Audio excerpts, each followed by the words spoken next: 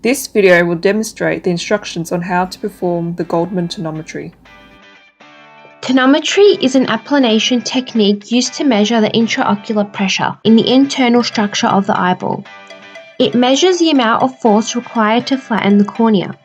Generally, normal intraocular pressure, also known as IOP measurements, range from 10.5 to 21 millimeters of mercury. Anything over 22 millimeters of mercury is regarded as being high. Tonometry is an important technique used in clinical practice to assess patients who are potentially at risk of developing glaucoma and monitors patients who already have the disease.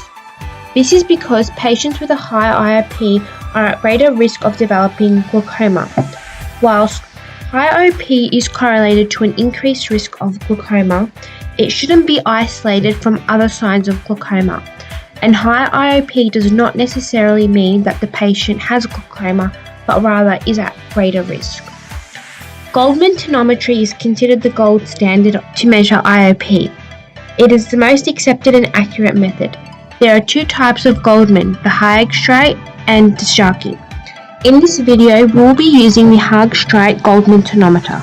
This one is slit lamp mounted.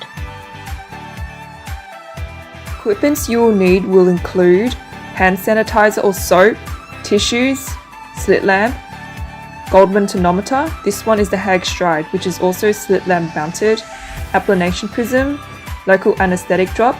Make sure you read the label to identify the correct bottle and expiry date, alcohol wipes, and fluorescein strips. Calibration of the Goldmann tonometer is usually done every 6 months. The check weight bar is used to calibrate the Goldmann tonometer.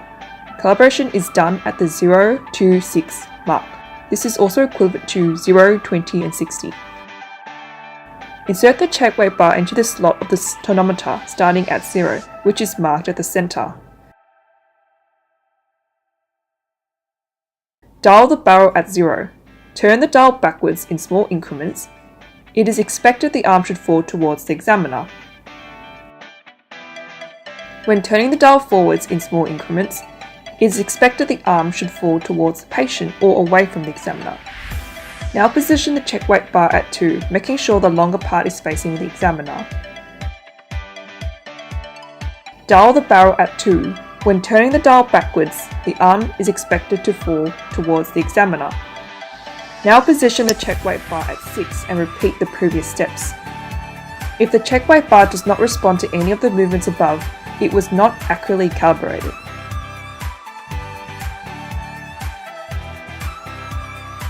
The examiner must first thoroughly wash their hands with soap or hand sanitizer.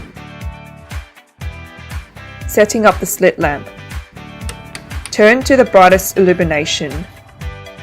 Adjust to the refractive error and IPD. Use the widest beam width. Low mag at 10 times. Next, move the illumination arm at 60 degrees to the patient's temporal side to the eye being tested. You can secure with locks to avoid any movement of the arm. Filter at the open dotted circle. Dial to cobalt blue filter to produce a blue beam.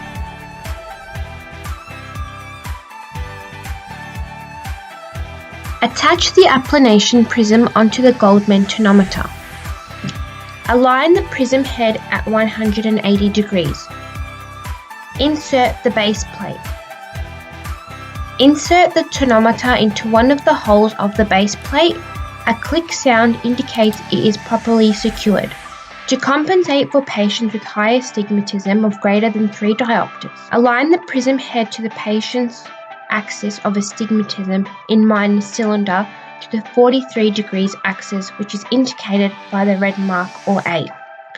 This is important as IOP can be influenced by high corneal astigmatism and therefore results in inaccurate readings. The IOP with the rule astigmatism will be overestimated and underestimated for patients with against the rule astigmatism. To move the slit lamp up, turn the joystick clockwise, or to move the slit lamp down, turn the joystick anti-clockwise. Wipe the prism head first with the alcohol wipes and then the chin rest and headrest to disinfect the surface area. Turn the barrel of the tonometer to 1.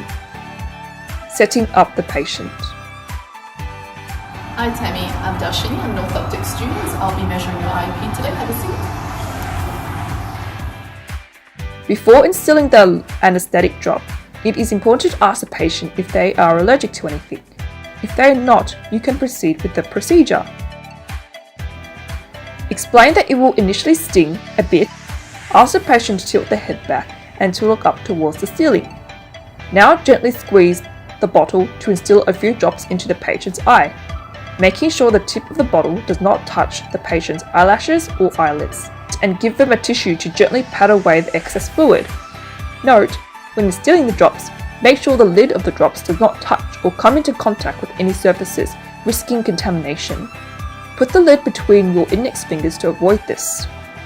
Carefully open the fluorescein strip, making sure when opening you don't touch any part of the strip with your fingers. Ask the patient to look up towards the ceiling again and gently pull down the lower lid with your finger. Adjust the height of the table if required. Ask the patient to put their chin on the chin rest and forehead firmly against the forehead rest. Make sure their lateral canthus is aligned with the black line and ask them if they are in a comfortable position. Ask the patient to focus or fixate straight ahead. Place 2 hands on the base plate of the slit lamp and slowly and carefully move the base of the slit lamp forwards. Once you are about a few centimeters away from the patient's cornea, look through the eyepiece and now gently push the joystick forwards. Once the prism gently makes contact with the cornea, the 2 semicircle Myers should become visible. Turn the barrel forwards towards the patient until the green semicircle Myers are equally aligned. Record your results and multiply the results by 10. Wipe the tonometer head with alcohol wipe again and repeat the process with the other eye.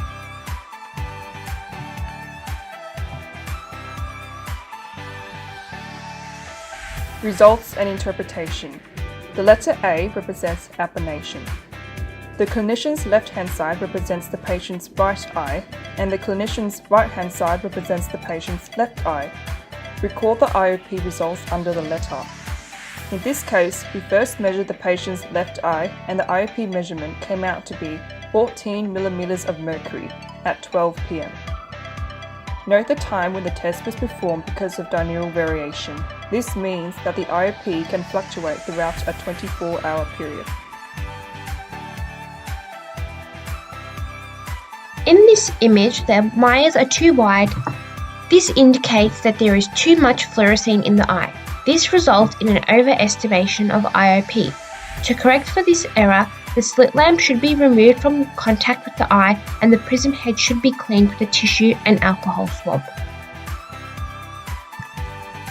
The Myers are narrow in this image. This indicates that the tear film has dried up due to an extended measuring time period. This will result in an underestimation of IOP. To correct for this error, let the patient close their eyes and blink once or twice and then repeat the measuring procedure. If there is not enough fluorescein, you can also add more fluorescein. The Myers in this position indicate there is an overestimation of IOP. To correct for this error, lower the slit lamp by moving the joystick clockwise until both of the Myers are of equal size. The Myers in this position indicate that the IOP was dialed forward too much. This will result in an overestimation of IOP. To correct for this error so that the semicircular edges come together, the IOP needs to be reduced by dialing backwards. The Myers in this position indicate there is an underestimation of IOP, and the semicircular edges are not touching each other and are further apart. To correct for this error, increase the IOP by dialing forward. Note: to make adjustments when there is an error, move the slit lamp back and then make the adjustments to avoid abrasions on the cornea. Results errors.